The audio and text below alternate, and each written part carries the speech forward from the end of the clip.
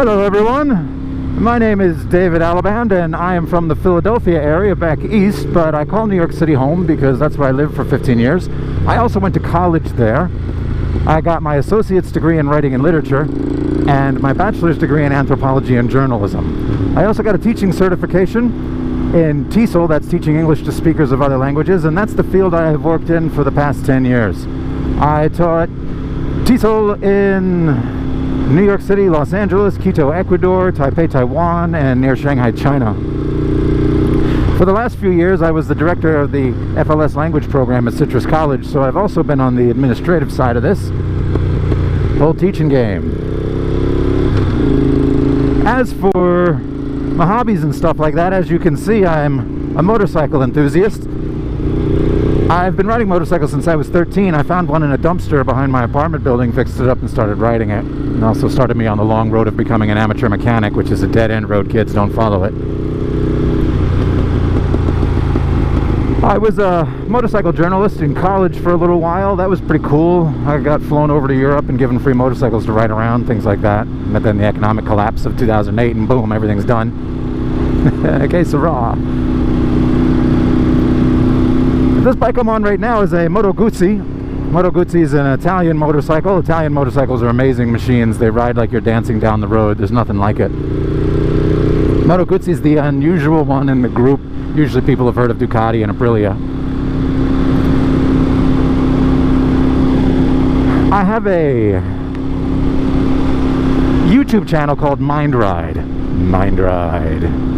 And the idea behind MindRide originally was this, exactly this, what I'm doing right now, talking to you while I'm riding the motorcycle, kind of capturing that philosophical nature, the thoughtfulness that comes while you're riding a motorcycle.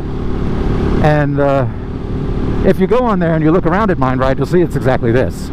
Most of it is just me talking to you on a motorcycle. Not about motorcycles, just about anything.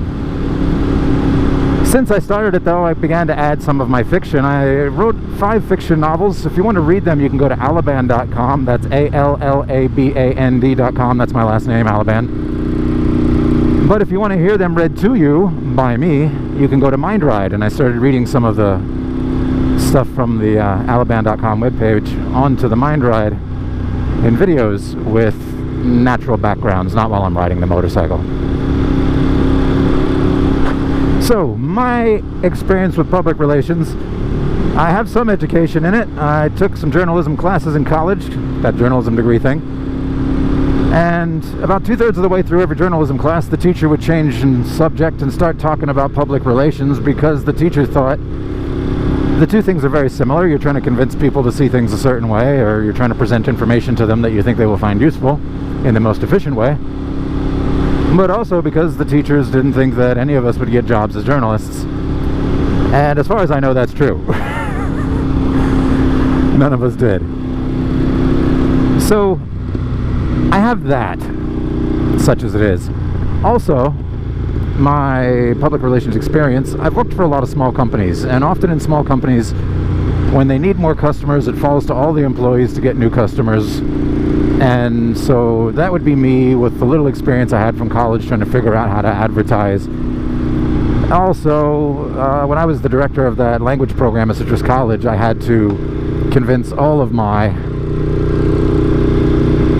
managers to do public relations work for us. So this is like a transportation coordinator who handles vans and a housing coordinator who handles apartments and stuff. I have to make these people into public relations professionals, and we just do it all on Google. We just read on Google how to do public relations and advertising and stuff. So that leads into what I hope to get out of this class. What I hope to get out of this class is a more cohesive knowledge of this thing that's rattling around inside my head. I have all of these broken pieces of information and they amount to something, but I can't stick them together. And so taking this class at the end of my master's degree, it's an elective, I thought this would be a great way to make this knowledge come together, be more useful to me. Also, as a teacher, often the unusual classes fall to me. If you need somebody to teach Western business culture, hey, have Dave teach that. He has no experience in teaching it, but we don't want to teach it, so give it to Dave. And nobody here knows how to teach journalism, make Dave do that. Well, that's a good excuse. I actually do have him, some experience in that, but Yeah, they always throw crazy things at me. And so this is the kind of thing, like, teach business public relations, Dave. And I'll be like, I don't know how to do that. And they'll be like, yeah, that's great, you do it. And for the future, business English is a big deal. So once you've got a few classes you can teach in business English, you're golden. I feel like it's actually happening. In just the first few days of the class, I'm reading the texts and, you know, meeting together in the Zoom class and talking about what the class is about. I feel like it's actually doing it. It is helping bridge together, stitch together all these disparate pieces of knowledge I have. So I'm excited about it. I'm glad to be taking this class. I'm glad to meet all of you. That's enough for me. I hope to see you guys on Monday in the Zoom meeting. Farewell.